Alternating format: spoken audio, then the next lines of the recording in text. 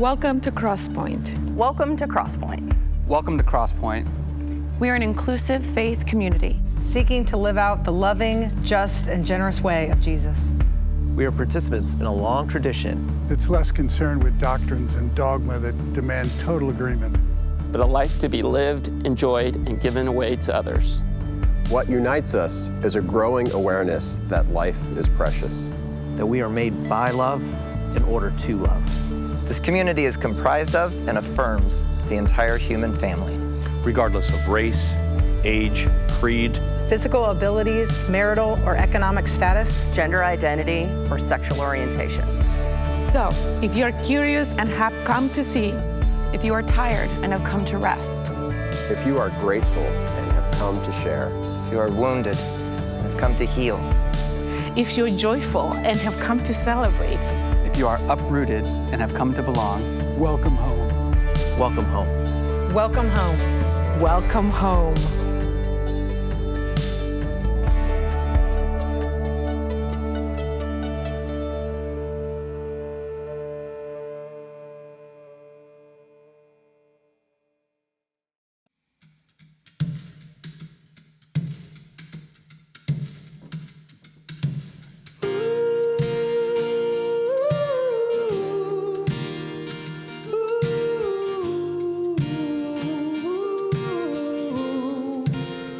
Sometimes I'm under starless sky, but I'm feeling more like dirt.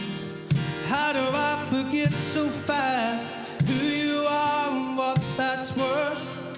'Cause there's evidence of you in every corner of this life.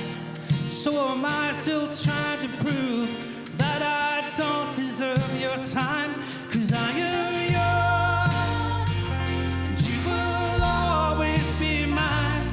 Like madness, I'm invited to the table by your side. I am yours, and you will always be mine.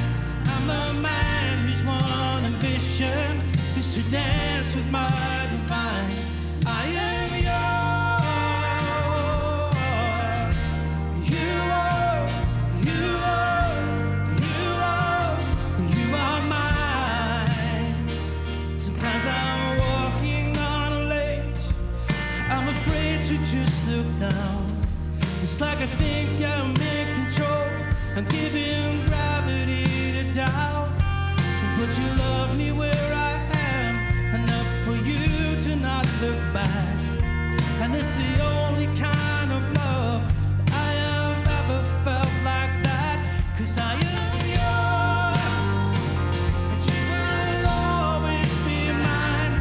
like madness, I'm invited to the table by your side. I am yours, and you will always be mine. I'm a man whose one ambition is to dance with my divine. I am yours. You are, you are, you are, you are mine.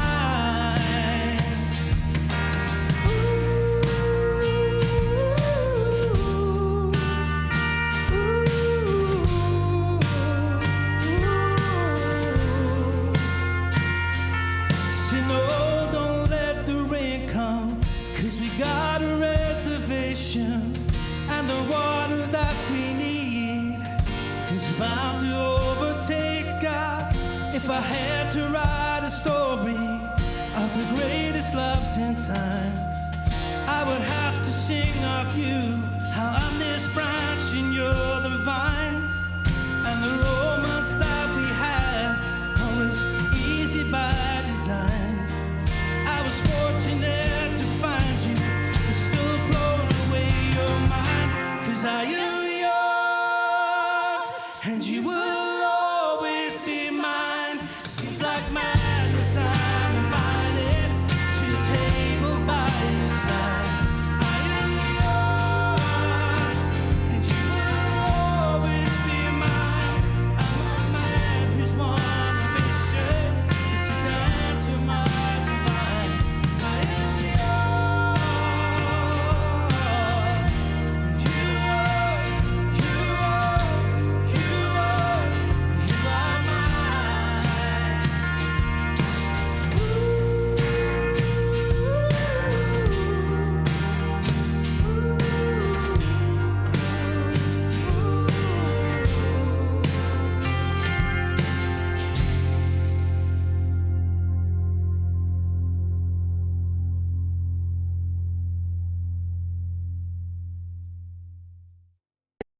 great this love. Oh, it's moving all my mountains.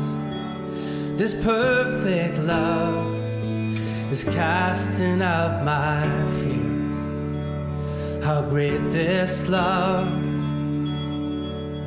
Oh, it welcomes me like family. And everywhere I go, it meets me there.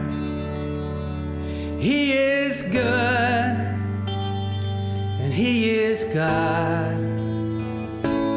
What I earn is not what I got. He is just, yet oh so kind. What I deserve is not what I find. What more could I say about Him? My God is love. How great this love.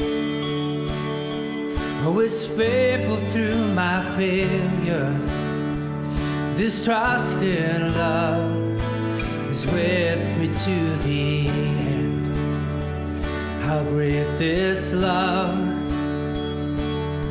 Oh, it's closer than a brother. This is love. He died so I could live. He is good, and He is God. What I earn is not what I got. He is just, yet oh so kind. What I deserve is not what I find. What more could I say about Him? My God is love.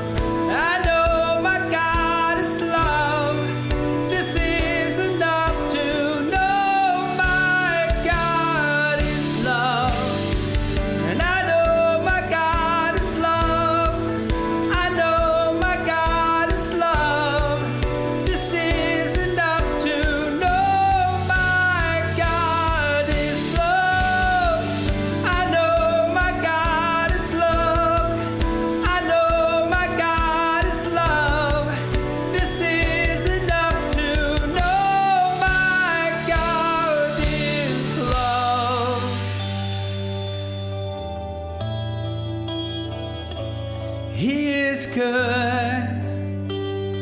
and He is God.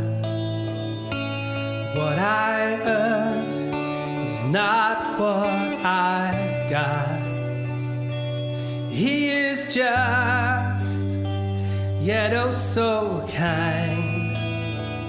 What I deserve is not what I find. What more could I say about Him? My God is love.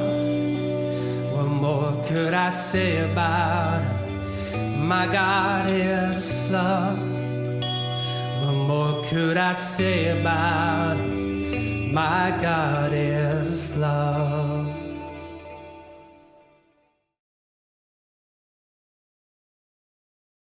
Hey friends, it's really good to be with you. I want to take a moment and update you on a couple things. One, we have one more week for our school and food supply drive that we've been participating in. We're partnering with the Tools for School program to help provide 11,000 teachers in Wake County with supplies for their classrooms. And then additionally, we're partnering with Hortons Creek Elementary School to help restock their student food pantry. So as a reminder, you can go to our website, crosspoint.org. You can click on the supply drive graphic, and it will give you all the specific items that they're looking for. On that page, you'll also find an Amazon wish list link where you can order supplies online from wherever you're located, and they'll be shipped directly to our partner, Tools for School. Or you can bring any items in person with you and drop them off in the designated boxes in one of the lobbies in front of Crosspointe or the YMCA, who's also partnering with us in this, anytime between now and next Sunday, August 16th. Second, I wanted to let you know that we're in the process of wrapping up our fiscal year here at Crosspointe and finalizing a budget for the next fiscal year. When we get the budget wrapped up, as always, we make that available to any one of you who wants to see it. Just a reminder of our structure, we have a finance director here at Crosspointe, Tara Wilder. Then we have a volunteer board of Crosspointe members who provide accountability, oversight, and can see every penny that comes in and through Crosspointe. And then additionally, we have an independent outside auditor that reviews all of our accounting quarterly. But just as a quick update overall, we're going to finish the fiscal year okay. Not great, but okay. And honestly, in our current economic environment and the realities everyone is trying to manage, that's not surprising. Without throwing a ton of different numbers at you, probably the best snapshot I can give you is that as a community, we'll wrap up the fiscal year with about a 4% gap between our income and our expenses, which will amount to us being about $65,000 in the red. Now, the good news is that all of our teams here have been great stewards, and we have savings that can cover that gap. So there's no alarms going off here. But like any healthy household or organization, we need to always figure out ways to live within our means. And so we'll continue to make adjustments in order to do that. We've had 3 staff transitions this past fiscal year, all for positive reasons, but we've chosen not to rehire those positions and absorb those responsibilities in various ways. We're going to continue to make necessary budget cuts in different areas when necessary moving forward, and of course, be transparent with all of you along the way, because that's what healthy communities do. So with all that said, as we say each week, if you want and are able to contribute financially to who Crosspointe is and how we all show up in the world together with our voice, our actions, our love, and our collective resources, you can go to crosspointe.org/contribute or scan the QR code on your screen and it'll take you there. You'll find a variety of different ways to contribute there, whether by check, card, stocks, PayPal, etc. So feel free to use whichever one is most beneficial to you. You can also set up recurring contributions at that link, which is what our family does, because as you can likely imagine, that's very helpful in Crosspointe's budgeting process. So our finance team can better anticipate what funds we can expect in a given year. And you can set that up at whatever recurring interval makes the most sense for you. Now, since we're on this topic and we don't lean into it often, I want to make sure and clarify a couple of last points. I never want anyone to feel guilted or pressured into giving money to Crosspointe. And that's why we don't ever take Bible verses out of context regarding money and talk about it in these kind of moments, or do some type of spiritual or emotional manipulation with money, or make promises like God's going to give you back double or triple whatever you give. We don't say or believe anything like that. Now, granted, those strategies are often very effective for getting more money for organizations, but they're also gross, and they're not aligned with the way of love and the way of Christ. Instead, we just try to simply say, if you value the mission of this community and who and what we do together in the world, and you're able and willing to contribute to it, then we ask that you consider funding it. That's it. But to be clear, we don't, nor would we ever ask any of you to put contributing to Crosspointe above your own basic needs. Again, we recognize a lot of us are facing challenges in this current economic environment, and that's just a reality. And the consequences of that can ripple out into all various aspects of our lives, which is why we say, if you're able and willing to contribute. So please, I just ask that you just trust our heart in that. And then I also want to make sure and say thank you to those of you who are able and willing to fund Crosspointe in whatever way you're able and have been. All of our leaders here, our board, everyone, we recognize you can leverage your generosity in a lot of different ways, but we never take for granted your decision to leverage your generosity with Crosspointe, believing that we can all do way more good by leveraging our generosity together than what we can do on our own individually. And as we've said before, Crosspointe is an independent 501c3 nonprofit church. We don't receive any funding from any denominational headquarters or church networks. It is just those of us who value and participate with Crosspointe, whether online or in person, that fund this community. It is just all of us. So thank you. You're a part of every story, every life that Crosspointe has an impact on. So, If you're not in a position to help fund Crosspointe, no worries, seriously. And if you need help getting basic needs met, know that you are not alone in this community. And if you need help, please let us know, because that's how a church community has each other's backs. If you don't currently contribute any finances at Crosspointe and you're able and willing, I'd ask that you consider that. The reality is this community needs it to keep showing up in all the ways that we're trying to. If you currently help to fund Crosspointe, thank you. Sincerely, thank you. You're a part of the reason that this community exists. And if you're in a position where you have the margin to contribute more and are able and willing, then perhaps consider that. But most importantly, what I want you to hear on behalf of our entire community is simply thank you. So Crosspointe, thanks for your time. Thanks for being you. You're loved.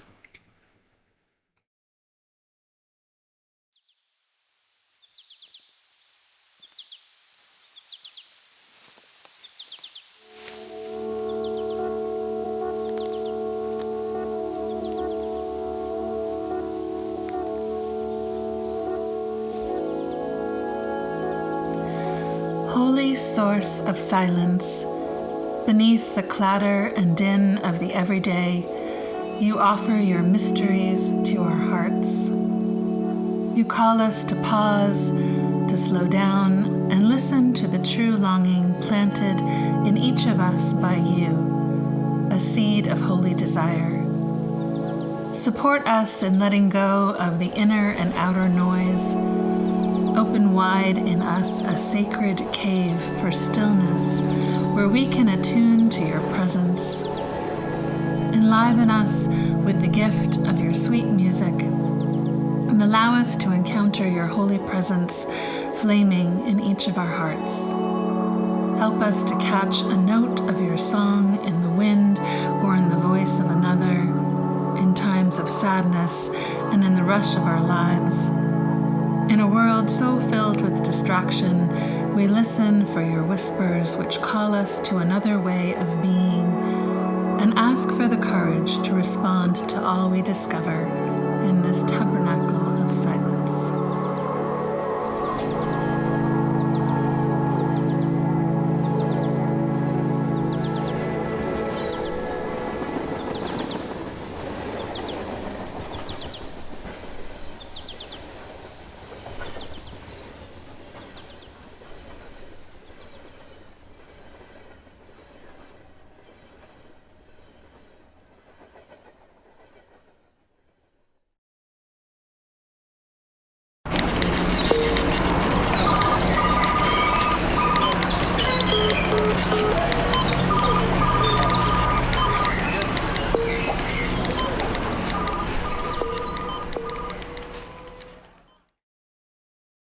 Hi, good morning.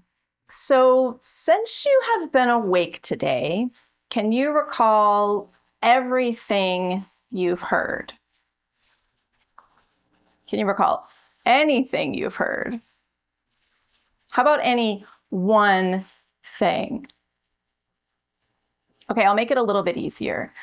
What can you hear right now? You can close your eyes if that helps.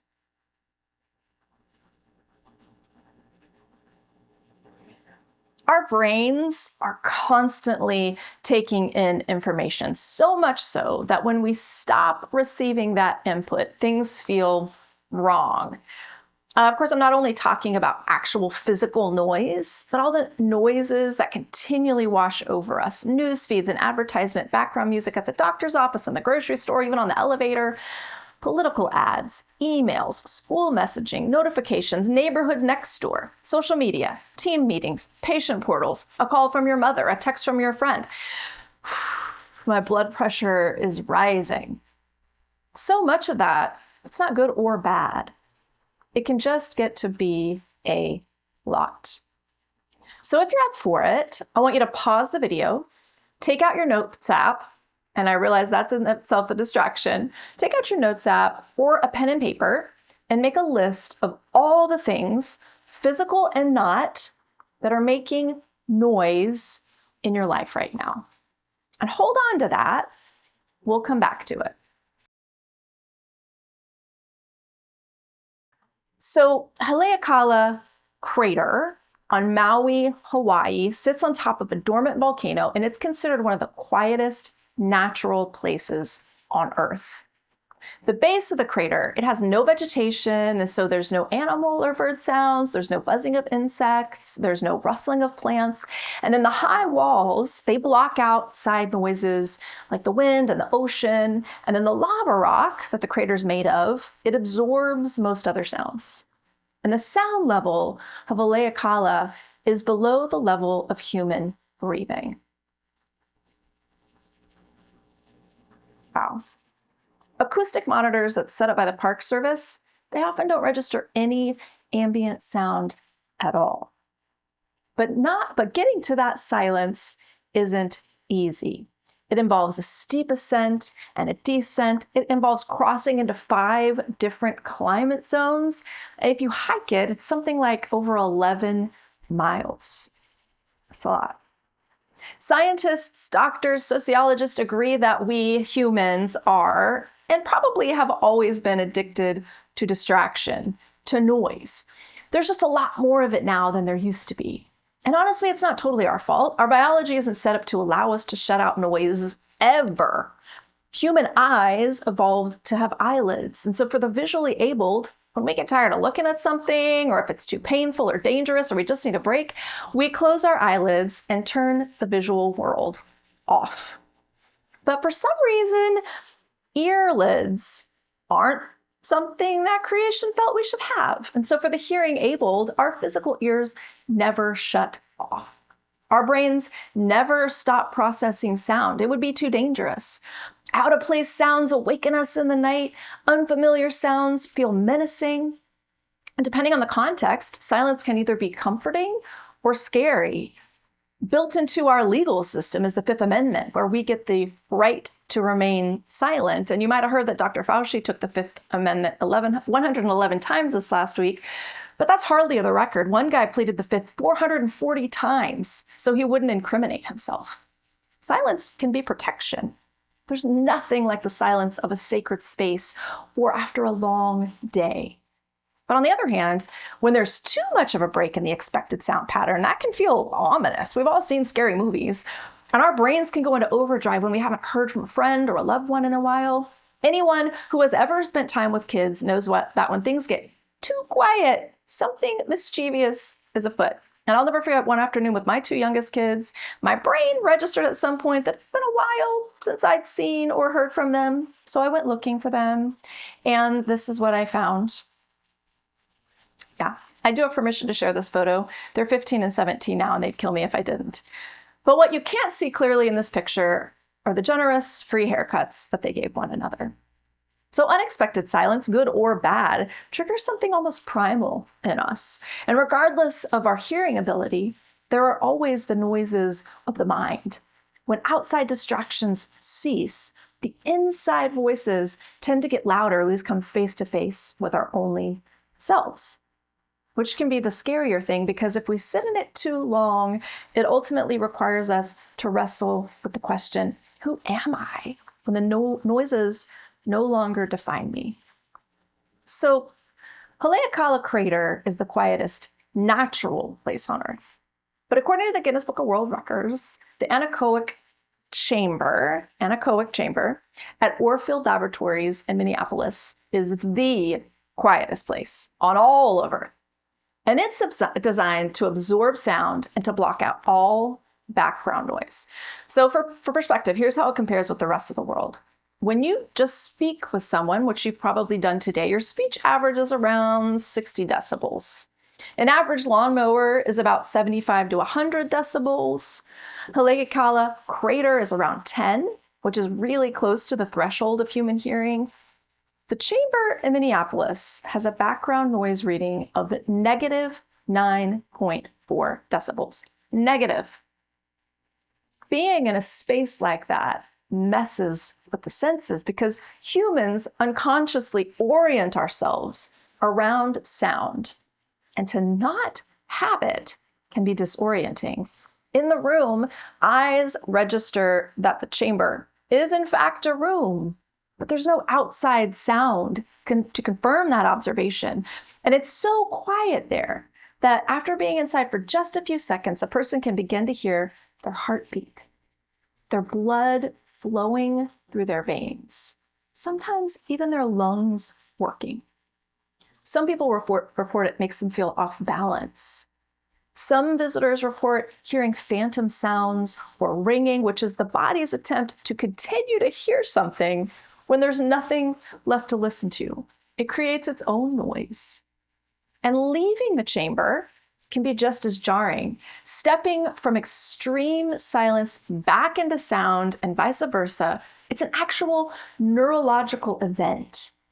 It triggers a bodily response because it's something we rarely, if ever, experience. Our bodies have a hard time entering into sudden silence and also letting go of that silence. So the BBC did a reality TV show several years ago, back in the early 2000s, called The Big Silence. And Father Christopher Jameson, he's a practicing Benedictine monk, and he was the host of the show. And they chose 5 people with high-stress jobs to spend 8 days in silent immersion in North Wales.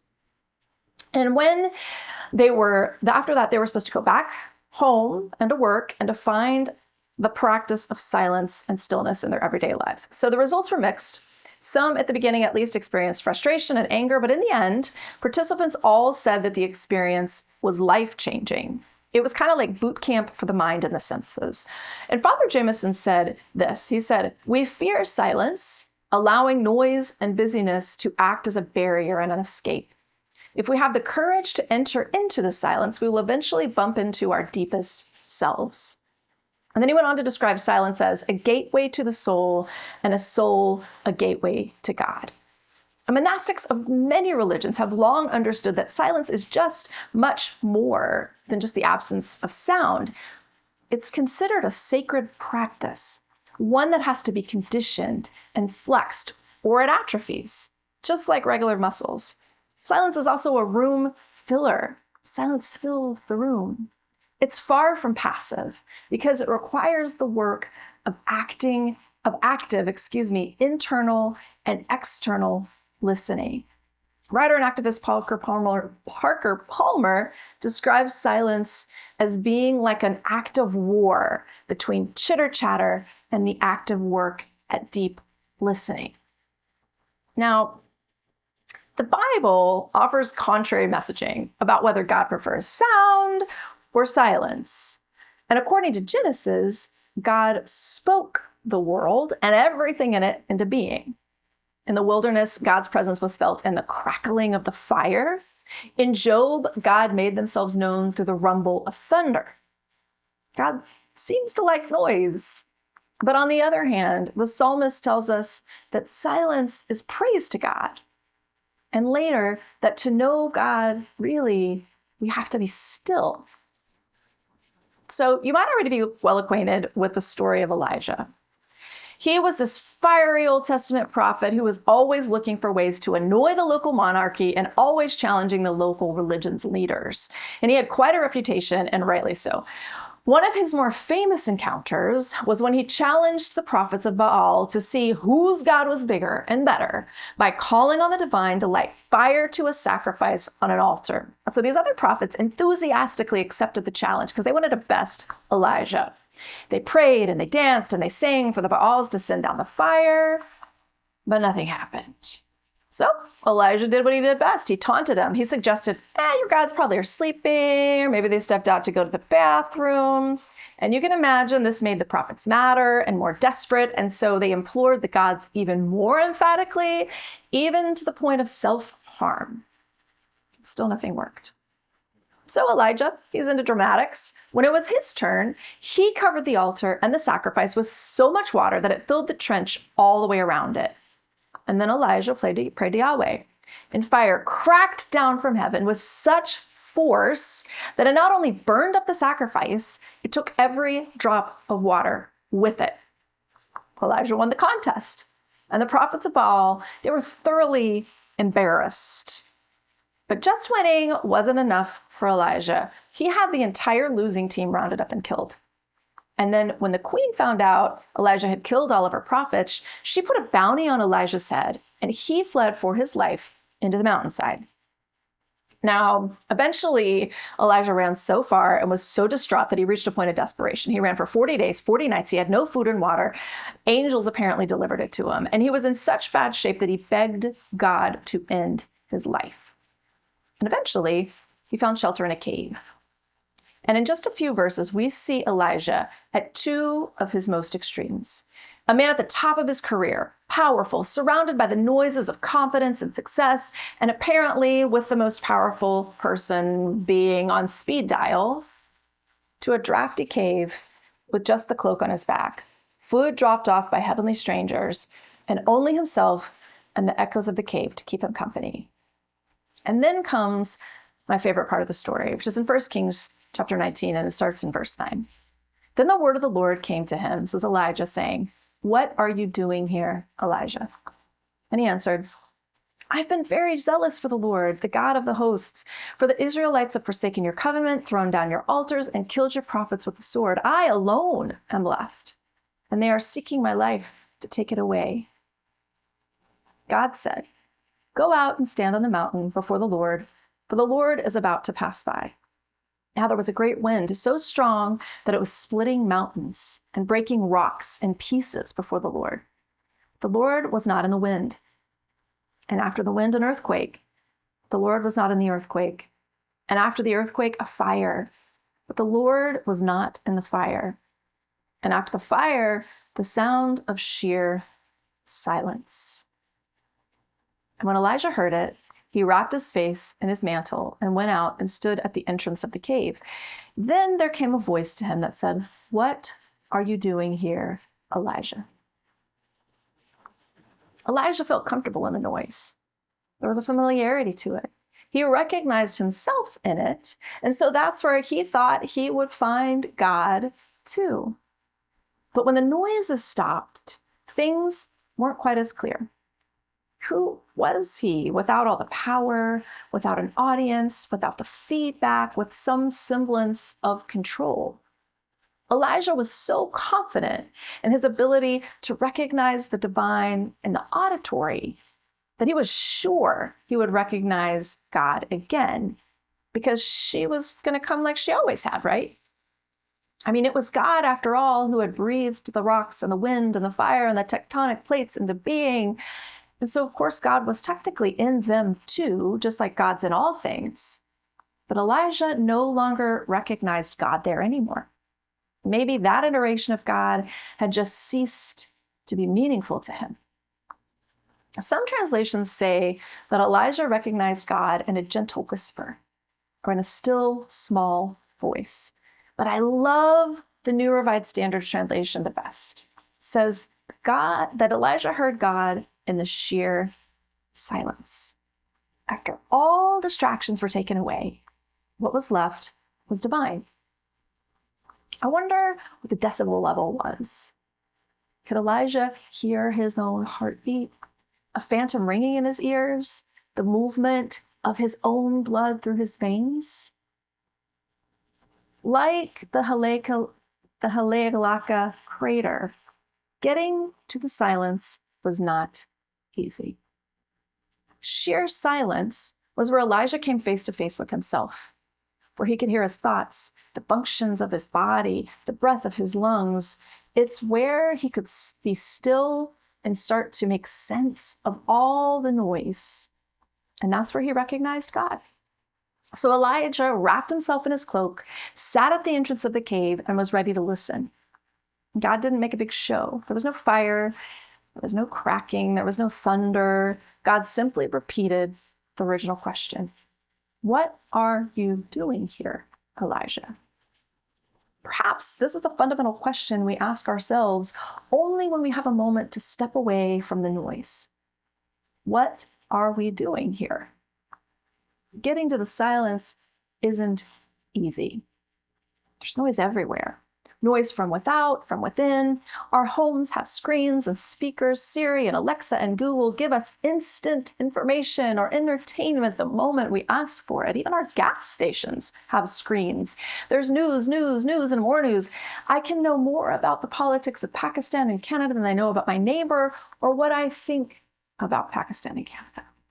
Our addiction to distraction and noise keeps us from cultivating the practice of pause, of stillness, the practice of silence.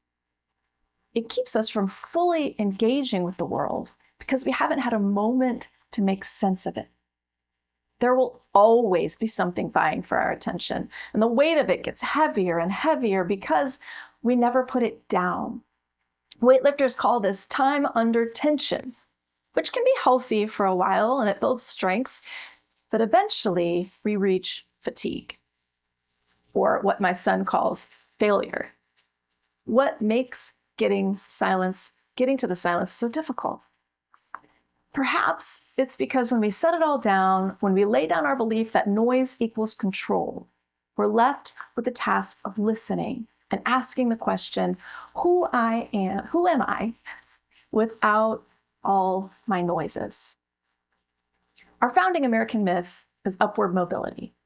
Therefore, to step into silence, to stop and refresh and reset is considered weakness. It is to be left behind. It is to fail. To spend any time with silence is a risk. Ignatian spirituality teaches that practicing silence is actually an act of faith, because one can't know for certain if anything is going to be gained for it. It could be that silence is simply a waste of our most precious commodity, time. And yet, all the things, science, psychology, data, religion, et cetera, they tell us that's not true. Physiologically, it quite literally resets our nervous system. It can reduce the risk of cardiovascular disease, it lowers blood pressure, it cuts cortisol, and they're actually learning it can help build cellular growth. And it already, we know, builds plasticity that helps protect our brain and our memory. But silence actually also acts like a kind of chiropractor for our soul. It realigns us, it grounds us.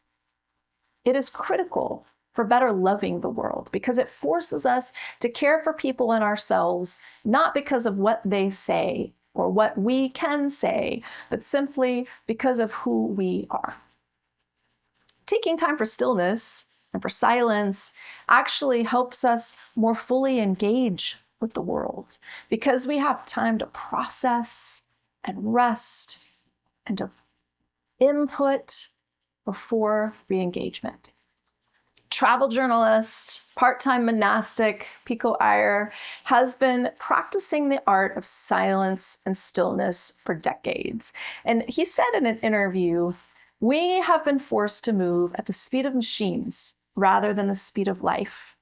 We have more information and less space to make sense of it. We can make meaning of life only when we step away from it." Very few of us will experience the complete silence of something like the Haleakala crater or of the anechoic chamber. But I'm most often the first person up in the morning in my house. My 5, 10, sometimes precious 30 minutes of aloneness is one of my most valuable possessions. I feed the pets, I grab my coffee, I usually pick up a book or read the news, scroll through my socials, watch the local news, which my husband teases me about relentlessly, but how else am I supposed to know that there was a rabid kitten loose in the park?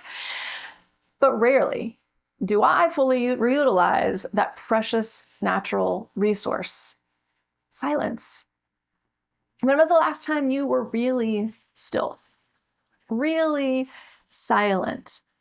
Not just silent as in the absence of speech, but as in the practice of stepping away, putting down the devices, silencing the notifications, setting the world and responsibilities aside, and being alone enough to notice your own breath, to hear your heartbeat, to quiet your mind. How do we practice this? Unless we chastise ourselves too much for not knowing how, remember that people have spent their entire adult lives working on it. We can start to flex our silent muscle. Here is just a few practical suggestions, and you can come up with your own.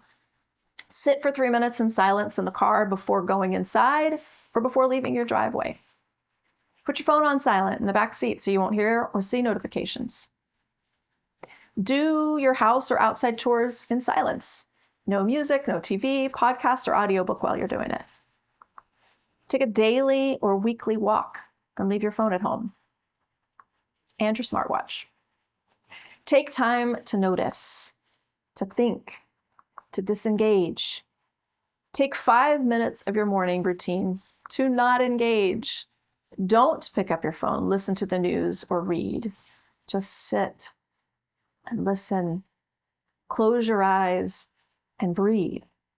Sit in the sheer silence and let go of the need to control it. Focus on what you can see, hear, smell, touch, taste. Listen to your inner voice. What is it saying? Why? And after a while of practice, it will cease to be just a list of all the things you should be doing instead. Silence can be hard to get to. All right, go back to your list of things that are making noise in your life right now. Do you need to adjust it? Do you need to take things away or add things to it? Now, I want you to take a moment to write down a plan to reach silence. Something that you can feasibly do in the next few days or over the next week. Now, take out your phone or your calendar and set a reminder to do it. Silence is a practice, remember. Just like you would set up an appointment for the doctor or the gym or lunch with a friend. Silence can be difficult to get to. But when we take the time to get there, it can change everything. So for the next minute, we're going to offer you a time to be silent. There'll be a quote on the screen, and you can pause the video if you need to, but we invite you to take as much time as you'd like to sit, to be still, and to sit in the silence. Thanks, Crosspointe.